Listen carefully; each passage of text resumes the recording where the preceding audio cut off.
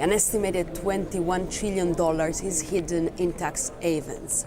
It means that 80% of that wealth is detained by the richest of the world. This has to stop. This is about fighting inequalities. But the Paradise Papers show what we have been saying for a long time now.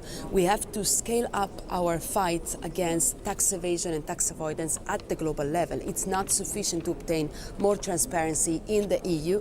We need to have a truly intergovernmental body at the UN level that discusses a global tax reform together with the developing countries that are paying the highest price for tax dodging. And then what we need to do is to have full transparency on the beneficial ownership of all companies and trust, to have automatic exchange of information, to finally have rules for intermediaries, and also to have the country-by-country reporting, which is mandatory and public for all multinational companies in order to know how many profits they do and how many taxes they pay in all countries where they are operative.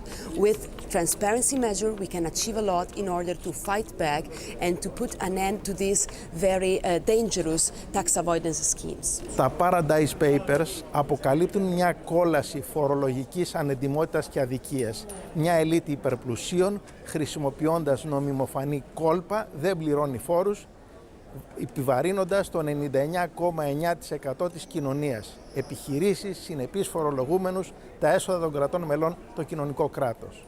Και τώρα χρειάζονται έργα. Βαρεθήκαμε τις υποσχέσεις και τις αναβολές.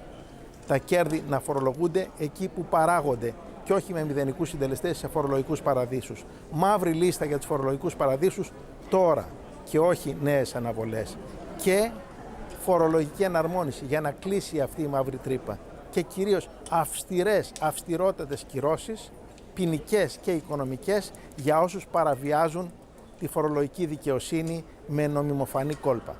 The Paradise Papers show how big amount of wealth is being transferred using legal loopholes, and this money should be money in the hands of public authorities, and it's money that should be used for your schools, for your public schools, for your social services, for your public health.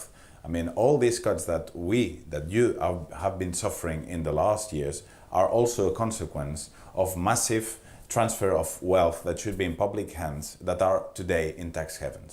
That is why this scandal of the Paradise Papers is something that affects also your daily life, our daily life, and that is why we need to fight and we need to urge European institutions to act and to stop that kind of activities.